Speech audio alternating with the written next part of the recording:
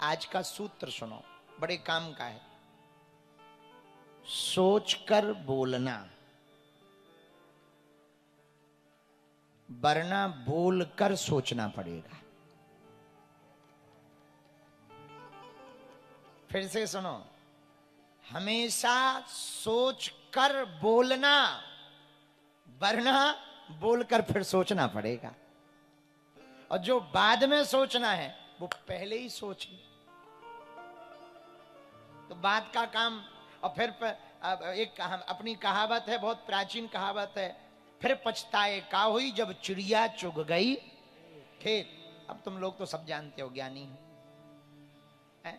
अरे भाई, बाद में पछताने से बेहतर है सोच कर बोलो। क्या बोलो? बोलो आचार्यों, सोच कर बोलो। सुनो बटको, जिसका जीभ पर कंट्रोल हो जाता है उसका जीवन पर भी कंट्रोल हो जाता है। समझ आई? जीभ का कंट्रोल कर लोगे ना तो जीवन भी कंट्रोल हो जाएगा। जीभ पर दो कंट्रोल करना माई बाप। पूछो क्या? स्वाद का और बोलने का। ये जीभ बहुत खतरनाक है भैया, है बहुत खतरनाक है, ये बहुत खतरनाक। यही जीभ फूल माला डरवा देती है और यही जीभ जूता घलवा देती है। यही जीभ है।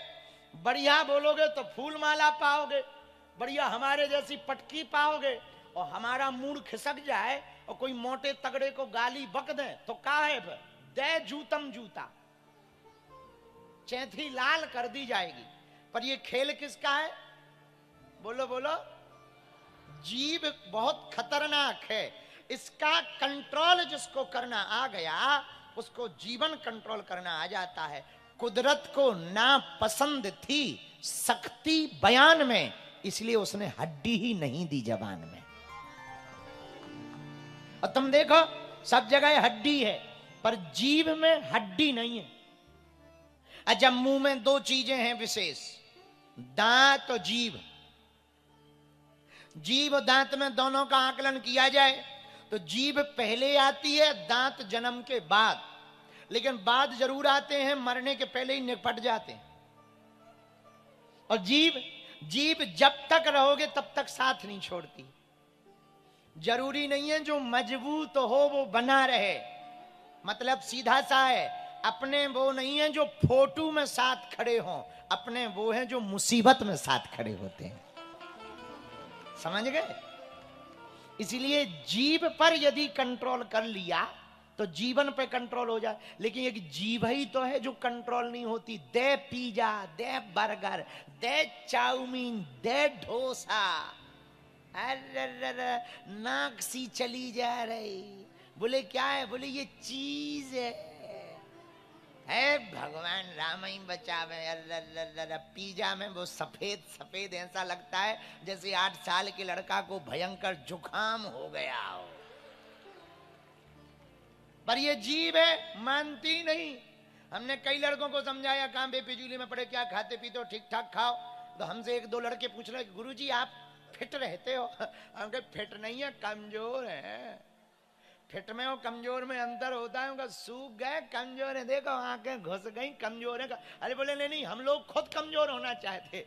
हम कहा एक बात बोले, हम जीभ से कमजोर नहीं है, इसलिए बॉडी से कमजोर है। बोले मतलब? हमका कुछ भी कहो, हाँ ये है कि ज्यादा कंट्रोल नहीं है। कई बार हमें भी चाट की ललक लगती है। देखो हम झूठ तो बोलते नहीं हो, फिर ब्याज पीठ से क्या झूठ बोलेंगे? और तुम हमारा करीका लोगे झूठ बोले। इसीलिए सीधा, हम तो देखो सीधे साधे आदमी है, चाहे किसी को बुरा लगे चाहे अच्छा लगे। एक कल हमारे पास एक बहुत बड़े आदमी बैठे थे, 6 घंटा बैठे रहे मिलने के लिए। और हम तो मूडी आदमी है, हमने जैसे ही देखा कि ये पद वाला बन के आया, सो हम उसको नहीं मिले। कोई काम नहीं कर रहे थे, कमरा में पड़ रहे और कुछ नहीं कर रहे थे। लोग चेले आए, बोले हम कहीं कुछ नहीं कहते, तो आराम पर है, आराम पर है। और कोई आराम नहीं कर रहे थे, उठक बैठक कर रहे थे। बाहर में गए तो किसी ने हमसे पूछा कि आखिर कारण क्या है? हमका कारण कुछ नहीं, वो पद वाला बन के आया और पद से हमारा कोई लेना देना नहीं। ना हमें धन चाहिए, ना निधि चाहिए, ना रुपया चाहिए, ना माला चाहिए। अपनी ठटरीवर आए पद वाला, चेला बन के आता तो मिलते। तो हमसे किसी ने कहा कि हम जैसे ही बाहर निकले तो वो हमसे उसका साथ वाला बोला आज तो 6 घंटा हो गए साहब को, और हमारी तो बहुत श्रद्धा थी आपसे और हम ही ले आए थे जिद करके, हमारी तो आज श्रद्धा टूट गई। हमने कही ठटरी के बारे इतनी कमजोर श्रद्धा टूट ही जानी चाहिए। जो 6 घंटा में श्रद्धा टूट जाए वह श्रद्धा थोड़ी है, चाइना माल है। ऐसे ही मुंह पे कह दिया हमने। तो हमारे एक चेला ने हाथ पकड़ा कि ये बहुत बड़े साहब है साहब। हम कहीं साहब हुई हैं तुम्हारे, हमें कौन ठटरी अब आऊं जाने।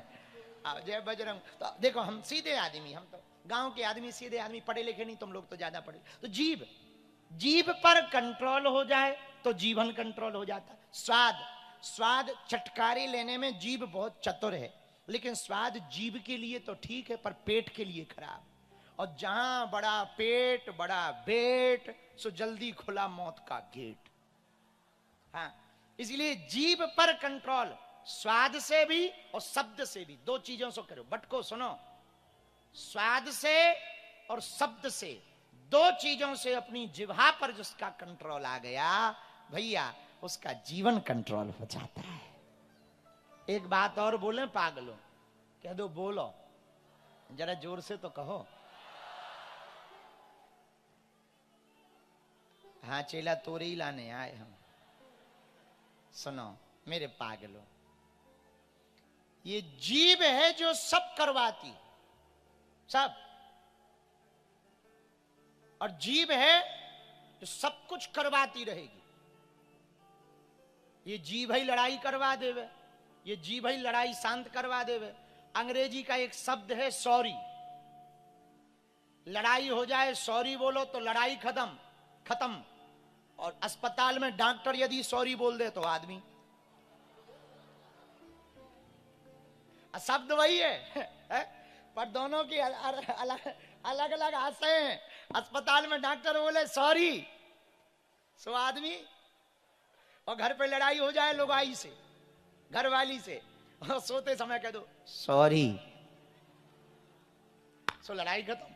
अब है देखो एक खेल जीभ का, ये जीभ बहुत खतरनाक है। एक मिनट में सब ठीक ठाक कर देती है, फिटम फाट कर देती है, सब बराबर कर देती है। और जी भाई, अरे भैया पूछो मत, उसने 2 कहीं तुम 4 सुना दो, फिर देखो तुम महाभारत ठन गई, दे तलाक करो हस्ताक्षर अदालत में।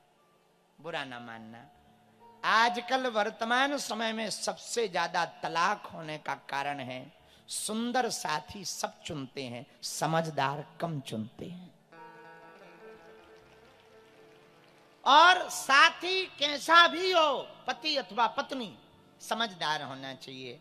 एक गरम है तो दूसरे को नरम होना चाहिए। हम लोग, ये प्रकृति का सिद्धांत है, हमारा सिद्धांत नहीं, ये नेचर का सिद्धांत, इसको नेचर कहते हैं अंग्रेजी में, प्रकृति को नेचर कहते हैं। नेचर का सिद्धांत है। हमारे घर में, आपके घर में कोई आता है तो हम लोग क्या कहते हैं, इन्हें चाय पानी करवाओ, कहते, बोलो क्या कहते, चाय पानी कराओ। अब चाय गरम है, पानी ठंडा है। देखो है विरोधाभासी। क्या कहते, लौंग इलायची लाओ, लौंग गरम है, इलायची ठंडी है। तो बोले हम बहुत मेहनत करते, बोले कितनी, बोले दिन रात एक। अब दिन उजाला रात अंधेरी कर रहे विरोधाभासी। तो एक गरम हो तो दूसरे को नरम रहना चाहिए, एक गुस्सा में हो तो दूसरे को मुस्कुराना चाहिए। मुस्कुराने में बड़ा मजा है।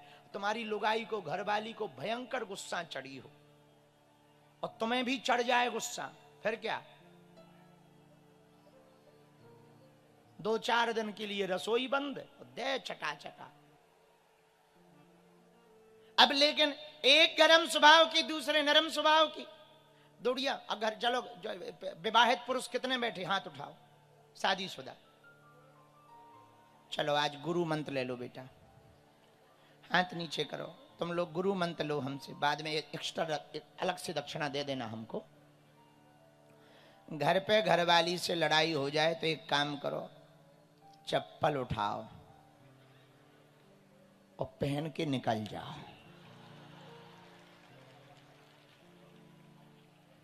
क्योंकि जो तुम सोच रहे हो तो कोई नहीं कर सकता है। घर पे घरवाली से लड़ाई हो गई तो क्या करो, दूसरा उपाय सुनो।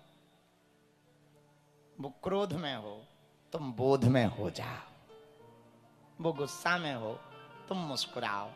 2 फायदा है, तुम्हारी ऊर्जा भी खत्म नहीं होगी, तुम्हें 10 बातें भी नहीं बोलनी पड़ेंगी।